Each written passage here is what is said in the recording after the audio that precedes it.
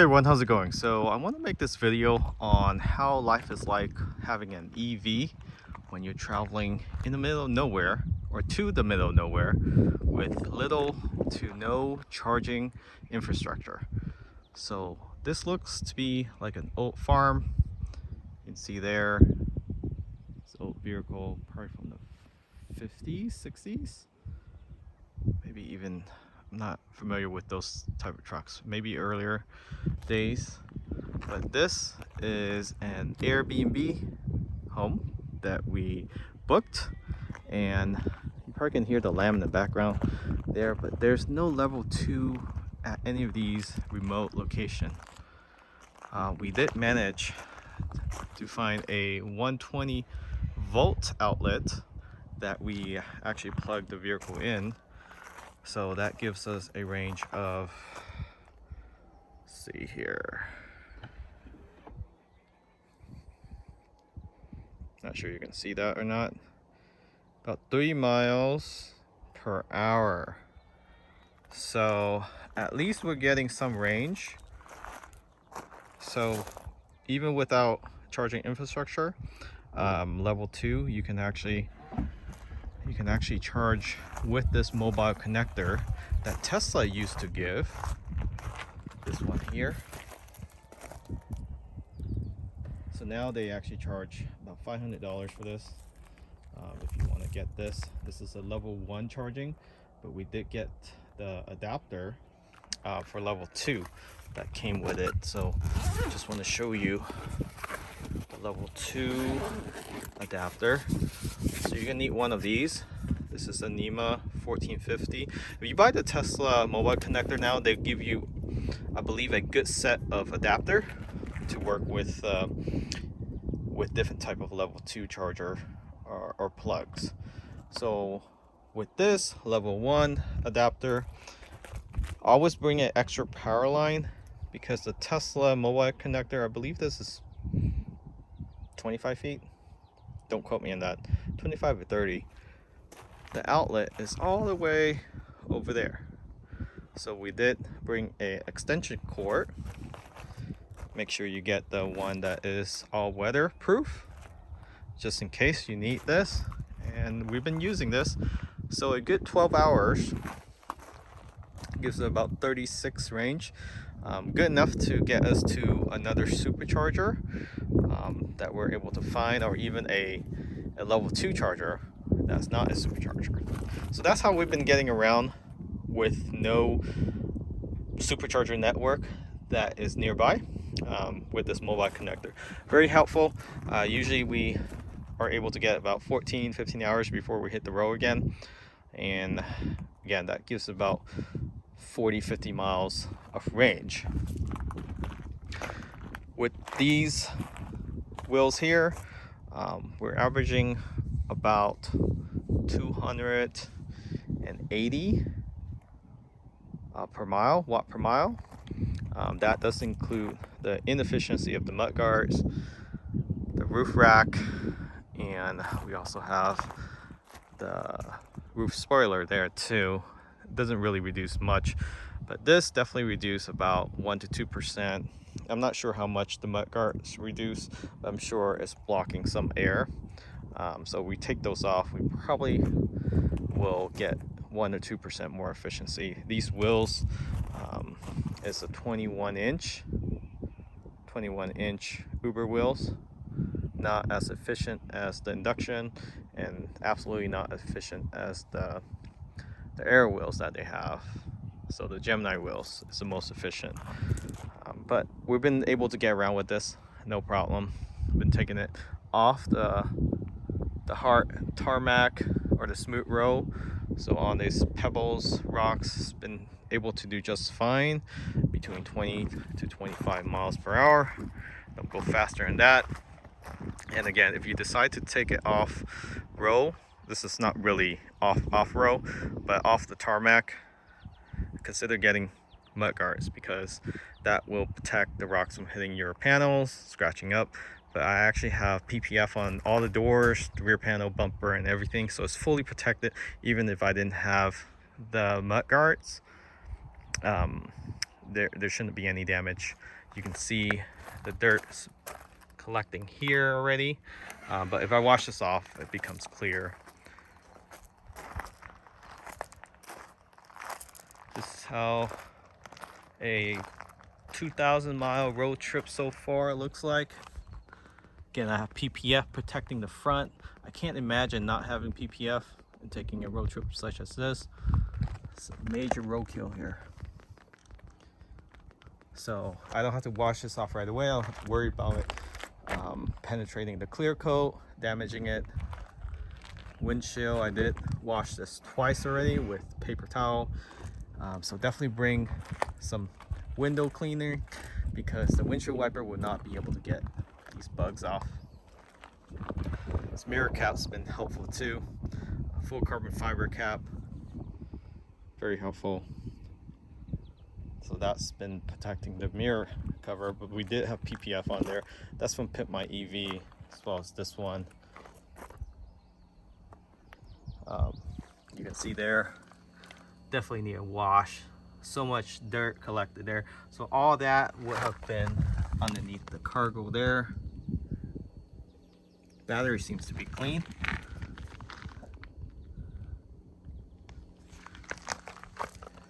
Brakes clean, hardly used the brakes.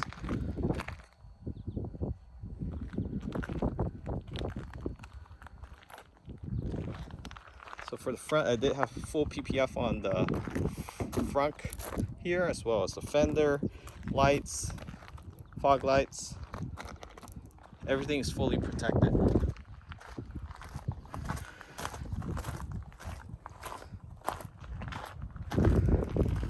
This right here from Tomei been really helpful. When I'm loading or unloading, I just place things up here, and we also cover this up when we're out on a long hike so nobody see what we have in the car. But it can hold up to, I believe, 50-60 pounds. No issue. You can take this off, of course, just like that. Pull it back and then take it off. So if you need more space or higher, taller items, you can. This mat's been really helpful. Let me show you, even with all the dust on our shoes and stuff, it still looks clean. That's a lot of dust on there, but dirt, debris, rocks, we just pull it up and yank it out. That's from Auto Tailors. The seats haven't been holding up well at all, so I did try to use wipes on this. It's not coming off, so I'll probably have to use a little alcohol mix. We already dropped some stuff here. You all see the dent right there. So this is from Hensho. So that's the Model Y that lights up the door sill. So we've been protecting people from kicking, scrubbing this metal trim here. You can already see this is already scruffled up, so it's doing its job already. And it does come with the ones for the rear as well.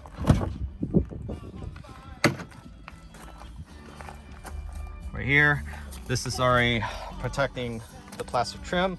That's from Top Fit. I'll post a link where you can find all this in the description of this video. But so far, all these accessories mod have been protecting the vehicle from damages.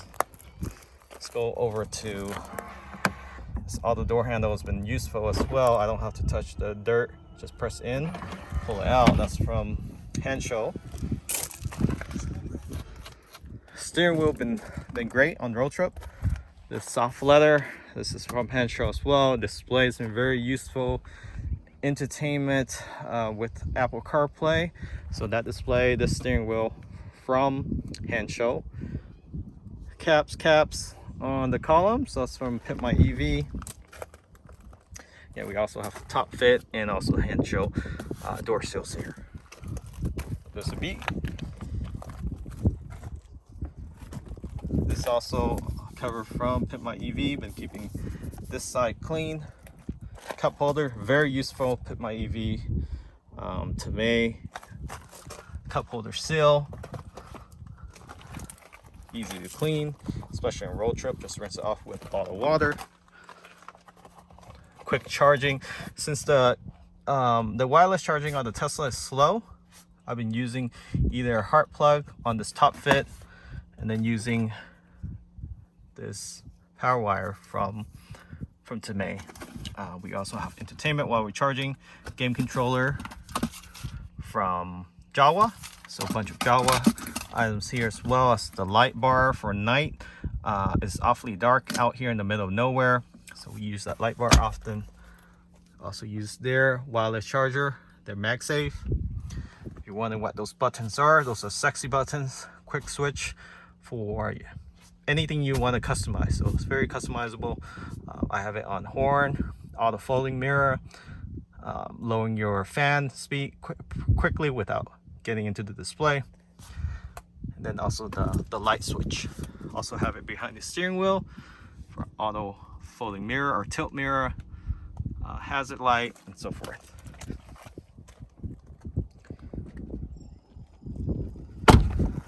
If you wonder where I got this rack from, it's actually not Tesla. It's an aftermarket version. So I'll post a link where you can find us as well. Yeah, I also have cup holders from Pit My EV for the rear. Great for kids that have multiple cups or tumbler.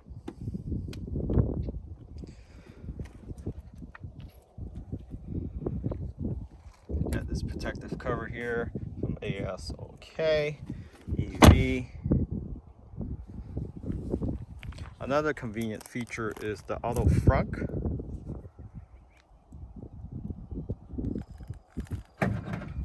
So opening it from the app.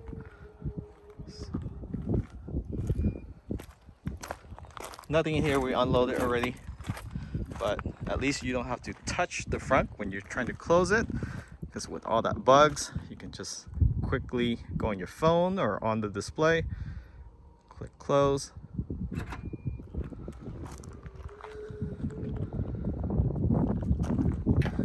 And it soft closes, so you don't have to touch all the bugs on the front there. Protecting door handle again from Hancho here with the auto presenting and the carbon fiber cover.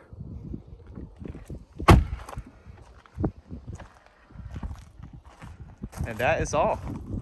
So check all these accessories, recommendation that we will post in the link in the description of this video. This also helped with cargo. This from Pit My EV. So this is a steel plate that cover up the actual trim itself. We also have some top fit case on the right there for protection. Cameras. We also have backup security camera, or dash cam actually fell multiple times, and we didn't have a backup USB or memory card, so we've been using this Blackview camera as backup, as front and rear 4K. That's been very helpful, especially when the camera for Sentry mode is down. It records in 4K even when you're parking. So I have one right there. Also radar detector, very helpful, especially when you're alone on the highway and no one to follow, or you don't have any other vehicles around you, you just want to get there a little faster. That will help prevent you from speeding in certain areas where you're not supposed to.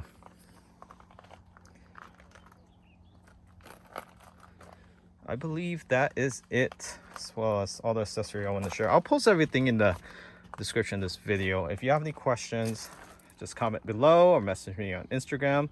Happy to share with you. Oh, this trash bin from Avanex has been helpful too. We've been throwing everything in there and just emptying every time we stop somewhere. So just keep things organized inside your vehicle.